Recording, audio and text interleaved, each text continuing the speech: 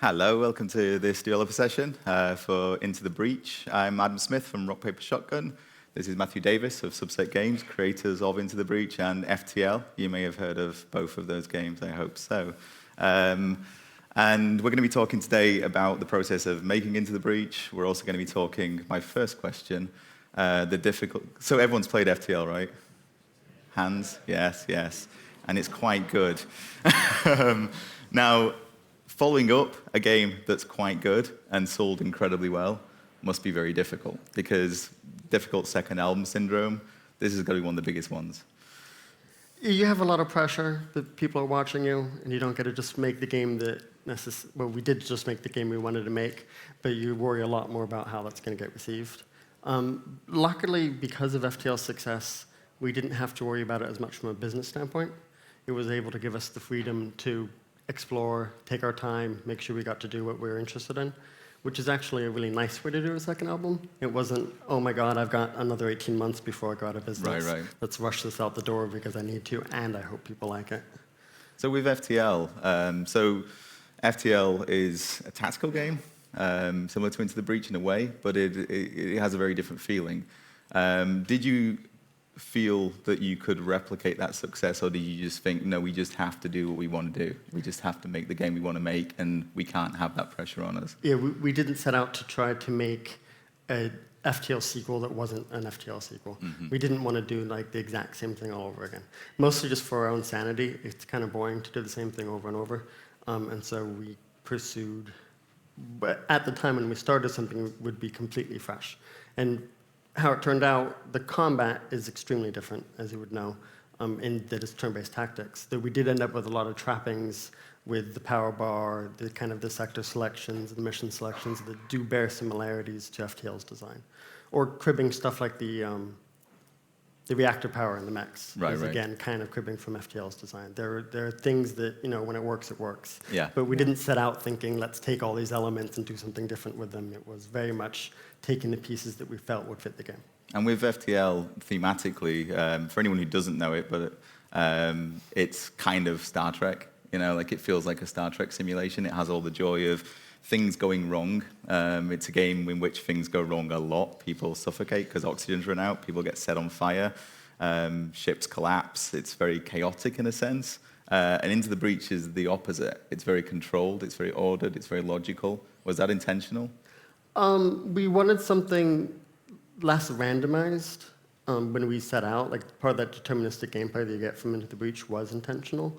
In terms of capturing or lacking that really hectic atmosphere of everything's going horribly wrong, it kind of comes from the design as you work through it. It wasn't something that we necessarily set out to avoid or to have. A lot of this is just following design paths of what we think would be interesting and what would end up with interesting decisions.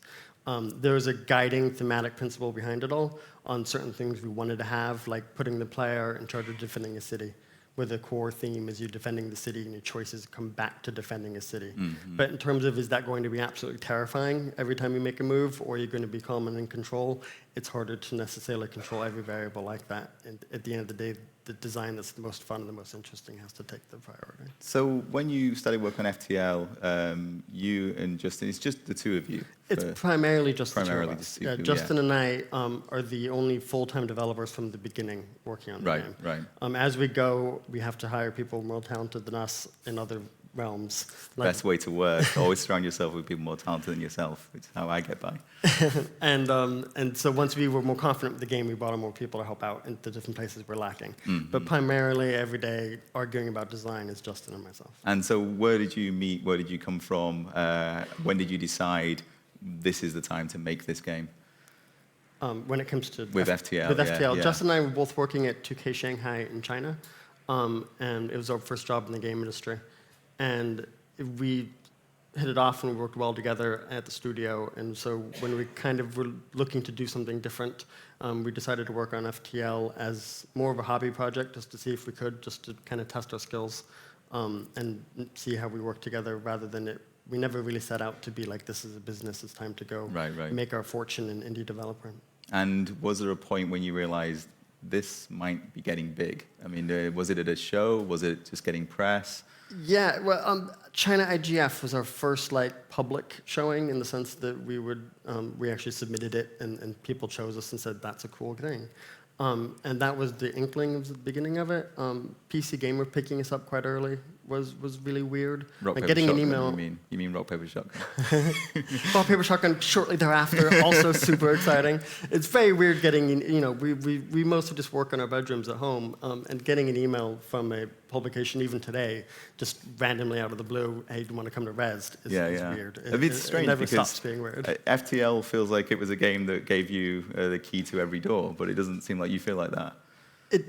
It's hard to feel that way when you're sitting alone in your room, pounding away at another bug, at another design problem, another issue, with angry emails from tech support, and it doesn't feel like everybody's watching quite as much as it does once you come to an event like this and people come out, and it's super cool to see everyone.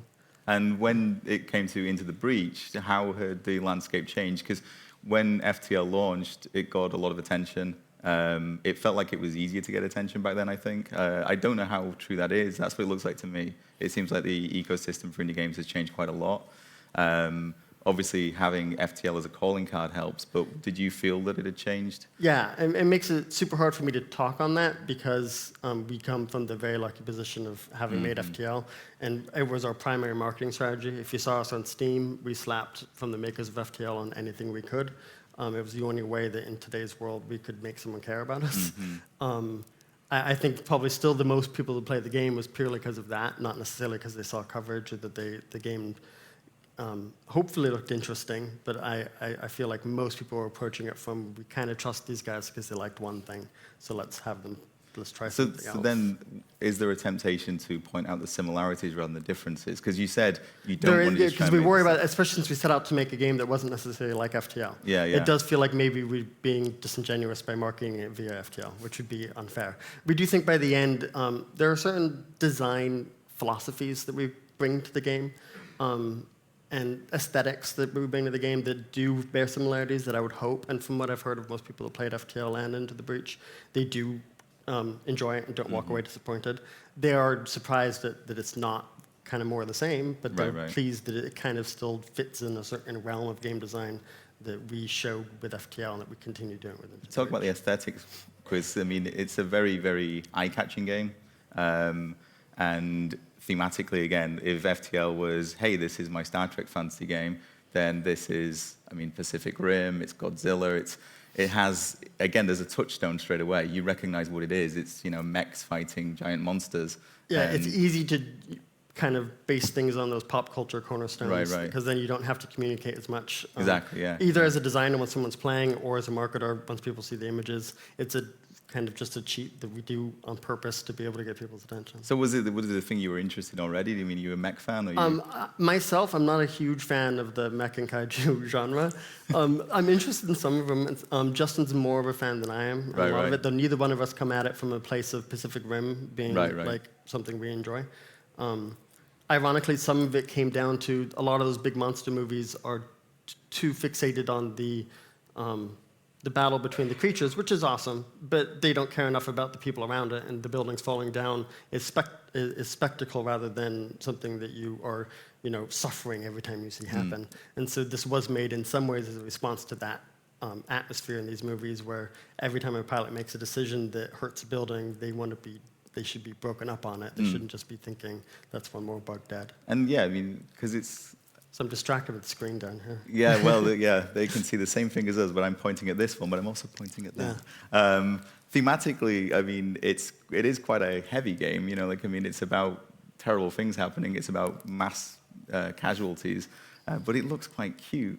I think that came down to, again, when you're making a game, the trouble with making a game is you're not just satisfying one thing with an aesthetic. You're not just making, how do I make these mechs look super awesome? Or how do I make it look terrifying with a monster? You have to satisfy, how do I make it readable? How do I make it distinguishable between the different elements? How do I fit the UI on top of that? How do you make it all cohesive at the same time?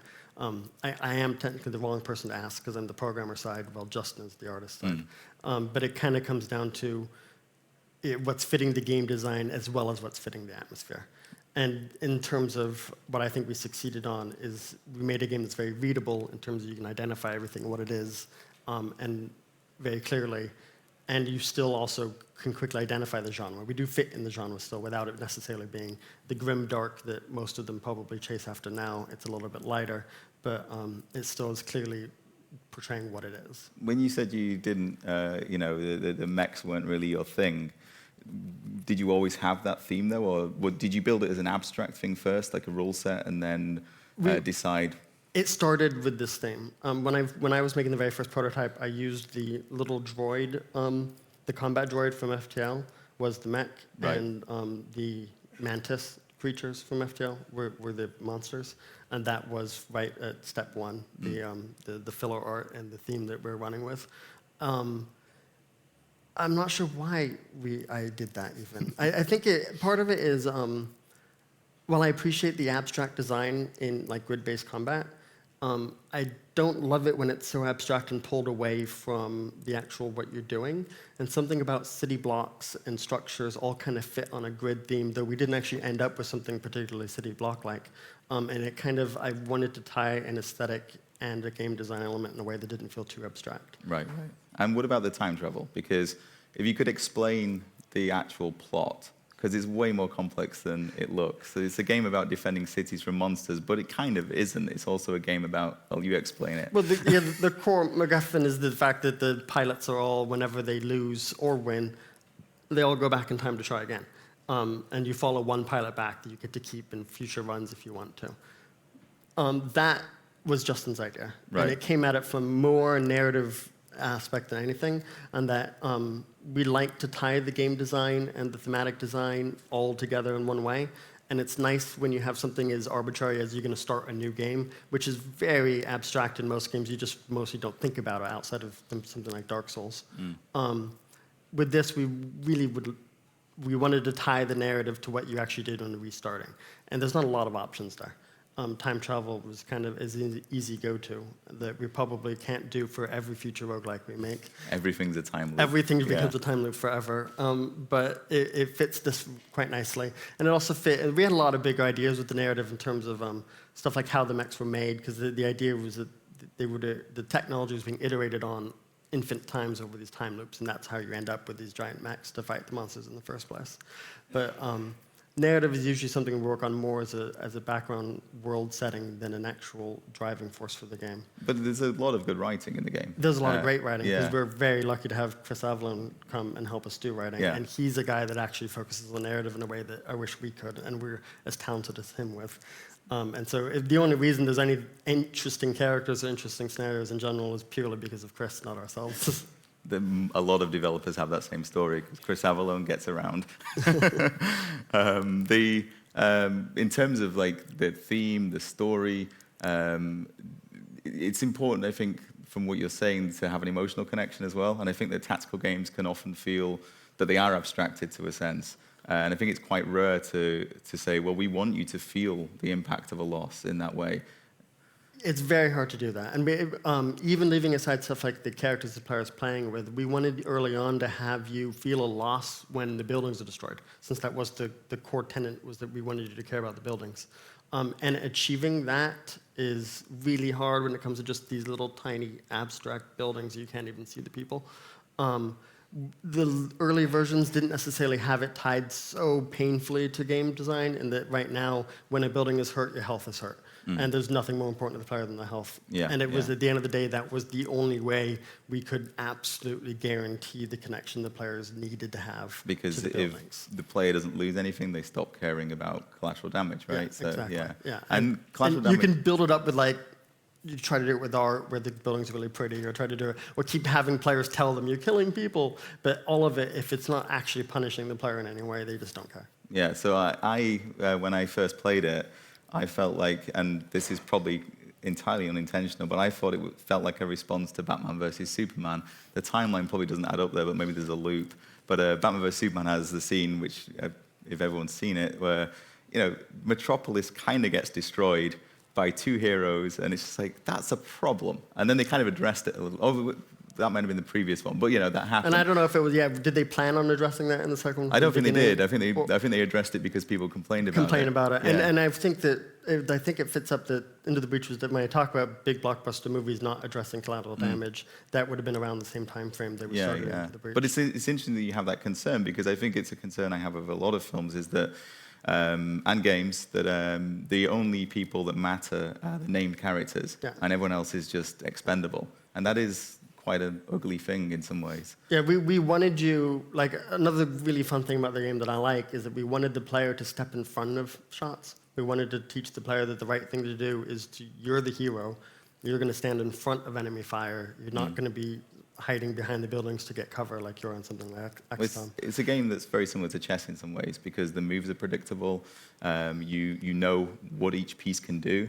In chess, you're defending a king, which always to me felt like you've sacrificed a pawn in chess, and I always felt this is a horrible social structure. But this is a game where you're the most powerful things and you're protecting the weakest things, and it's kind of the opposite of chess in that way. What I'm asking you is this a political statement? It definitely isn't a political statement in response to chess. Our issue was not chess is just too mean. It was genuinely more in response to pop culture than to any politics, like in the rest of the world. But you wanted a lot of games. The whole idea is to put you in the position as the hero, and they can often be kind of they all are power fantasies, putting in position of the hero. Even this is a power fantasy of putting you in position of the hero. But we still wanted to kind of see how we could make that a little bit more directly tied to civilians and the like, to remind you that you are a hero for a reason and there are these people watching you. And that's where we have the little pop-ups that when you drop in, it says, hey, they're here, or, Mom, look, and it just kind of to have this idea of all these people you're helping all the time, and that there's a reason to step in front of a giant bug and take a slash to the head. Yeah, which we probably just saw happening then. So the other thing is that in terms of the design is that predictability, which is, again, very different to FTL. This game makes me impressed more by UI design than just about anything else I've ever seen, because there's a lot of information on the screen all the time, all these arrows, all these health bars. How long did it take to get to a point where that was right, and how much did you have to throw away to make sure that you had only the bits that worked? Yeah, thank you for being kind to the UI, because it was the hardest part of the game. Right. We've talked about it in the past and on Rock, Paper, Shotgun that some people might have read, where we did genuinely spend years on UI design. It was something we iterated on nonstop every day. Up until release, we were changing icons, changing position, changing colors, doing what we can to make it as readable as possible. And it comes from everything from like correctly identifying what every enemy is going to do, which you look at it and you can see, hopefully, what every enemy is going to do and what those effects are, to what the player weapons are going to do, to what the player effects are going to be. All of it, because it's not quite a standard game design, that when you launch it, it looks like a tactics game, but it doesn't actually act like a tactics game. You had the double challenge of getting players to use the UI to learn the fact that it's going to be slightly different to what they're used to. And getting past those expectations was half the battle. And it was it was 3 years of iteration on UI design. It was a couple of years of iteration on game design in general before we got to the point that we were showing everything. But once we were at that point, it took forever. It was painful. I don't consider myself a particularly good UI designer. Justin and myself don't consider ourselves good UI designers. We brute force it. Every day we try something different. We put it in front of someone and we see why they're confused. And we go back and do it again and again and again and again until it makes sense. And how early do you start showing it to people when you're iterating design? I mean, do you think it's important to get it into people's hands early, or do you trust your gut on some of it? We trust our gut on a lot. We don't do as much playtesting as we probably should. But when it comes to actually teaching the game, from a UI, from just a pure teaching perspective, we had to do it earlier than we did with FTL and more often than we did with FTL. And the readability obviously comes through UI, but that also ties back to the theme. You know, if you want people to be able to look at it and say, well, that's a giant bug, that's probably not a good thing. Yeah. So I don't Though want there were people we put it in front of in the early days, the giant bugs on one side and the giant mechs on the other side, and his first response was to click on the bugs saying, why can't I move my units? I like that he identified with the giant bugs when he started the game, but it wasn't a success from that perspective. playing as the bugs would be fun. It'd be hard. It'd be impossible. It'd be really frustrating. Yeah, I mean, if you're stuck with the same design that the game currently has. yeah. Did you ever consider that? In terms of like setting up in a way that you can play either side, the current design. Yeah, would it just not work? I don't think it would work. Yeah. Very similar to FTL. Like we get complaints from multiplayer. Not as many for this as FTL did. Right. But both FTL and this they're designed as single player games. And they're designed as one-sided single player games where to play the other side. Like people wanted to be able to take the enemy ship. If you wanted to abandon your ship in FTL, take the enemy ship. But you'd quickly find yourself completely... Yeah, because it's not designed to be used. It's not designed to be used. There's not enough weapons, not enough rooms, not enough systems.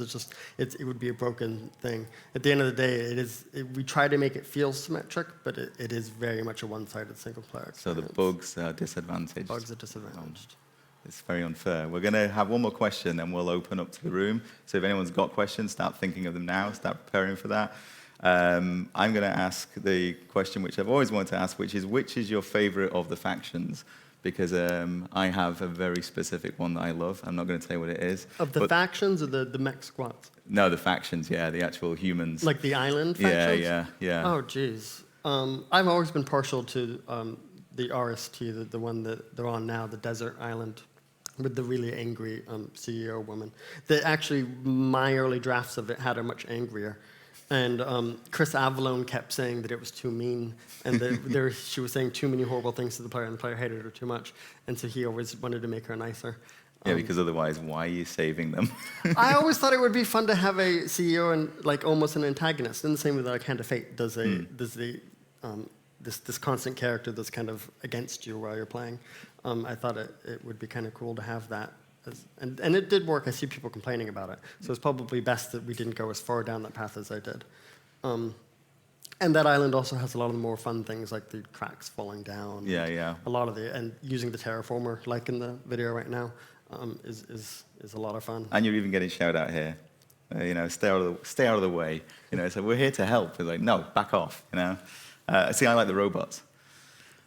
Because they have lots of cool, interesting, just weird writing. I think I like mad robots. They're a favorite of mine, and it's kind of nice when you're like, because they keep saying to you, they're like, oh, please help us, and it's like, by the way, some of us are going to kill you because we've gone a little bit mad, so you'll have to deal with that as well. And the idea that you have to minimize the casualties even then. Of the people, you're fighting against them, but you don't really want to kill them. You just want to make things okay, So that comes back to still more UI issues in terms of we still, even now, I'll get players, I'll see posts online stuff of why does she keep saying don't kill the robots, or like why does this mission have me defending the robots? But if you're not reading the flavor text, then you're not catching that, and it kind of confuses as much as everything about the game is an information delivery service, right? You want to give people all the information so that they can then interpret it and make informed choices, right? So, and even the flavor text does that. So. Everything does that. Everything. Right, so do we have questions? We're going to put a microphone in the middle here. If you put your hand up, then I'll call you up. Here we go. We've got someone here. And what we'll do is, while we deal with this question, people are more than welcome to form a line so that you can get up and wait for the next question. Hiya. I think I'm right in saying that the VEC don't, they're not like aware of your objectives, and so they just randomly decide what to attack. At least it feels that way.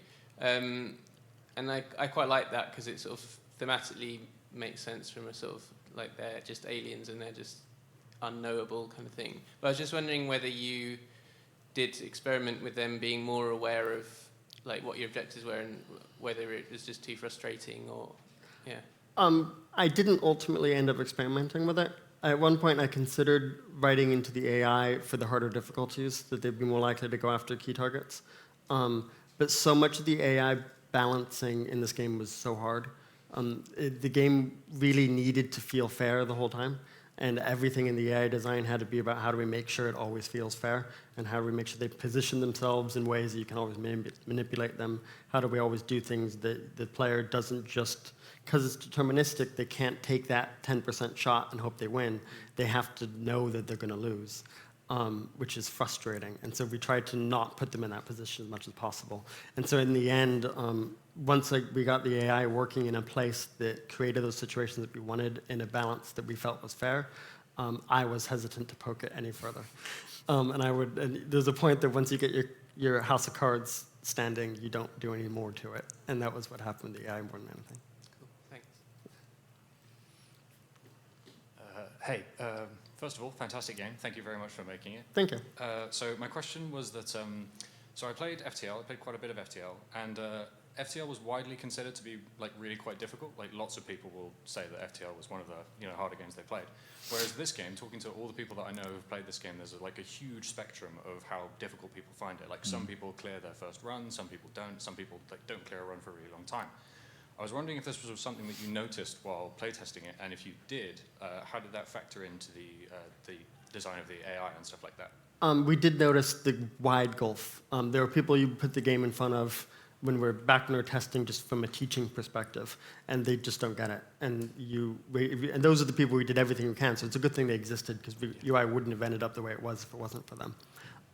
And then the others, they sit down and it clicks, and it works, and they love it, but they beat it immediately. Yeah. And it's really hard to balance that then in a way that works for everyone, because we end up with, on Steam, like on launch day, we had 2 negative reviews that were right next to each other. The first one said, this game is way too easy, and the second one said, this is way too hard. Exactly.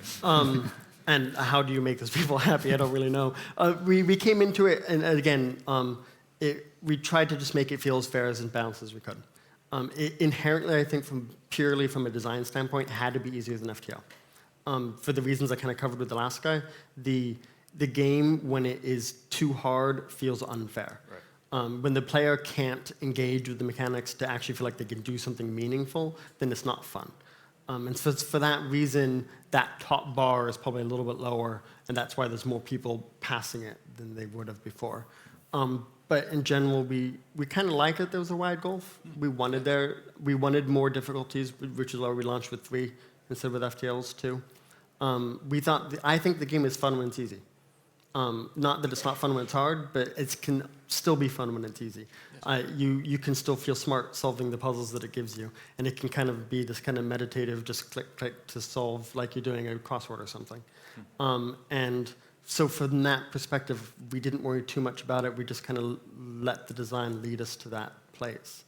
And I hope that most people are okay with that. Yeah, it's really good. Yeah. All right, thanks. Thank you. Hi there. So it looks like FTL was built on your own in-house engine, and this seems to share a lot of the same DNA just from looking at the UI and stuff. But FTL, I think when it very first came out, only supported Windows, and then it was slowly ported to Mac and iOS and other platforms, and it seems to be the same thing happening with this game. Why did you pick your own in-house engine versus using something more widely available, like many of the other engines that have cross-platform support from the get-go? Well, technically, FTL launched on all 3 platforms, on Windows, Mac, and Linux, to begin with. It was designed, my own poorly made in-house engine was designed for cross-platform. But why I went that route is, I wish I had like a really clear, I measured the pros and cons, and I came up with what was the best choice. But I don't. It was more out of, as mentioned at the very beginning, FTL didn't really set out as a business. It was set out as a hobby and a learning exercise. And so kind of tinkering with what I knew from OpenGL and making my own engine was kind of just a natural progression for, if you're going to learn, you might as well just start from scratch. And as it kind of snowballed into what it became, I just porting it or changing it into something different wasn't really worth it. And then once FTL was out and working, and it ran, and people played it, it was a certain amount of, if it ain't broke, don't fix it, and kind of sticking with what I already knew, expanding it beyond. And I like the idea that I have full control over it. If it needs to be ported to something else, it's quite quickly ported because it's just C++.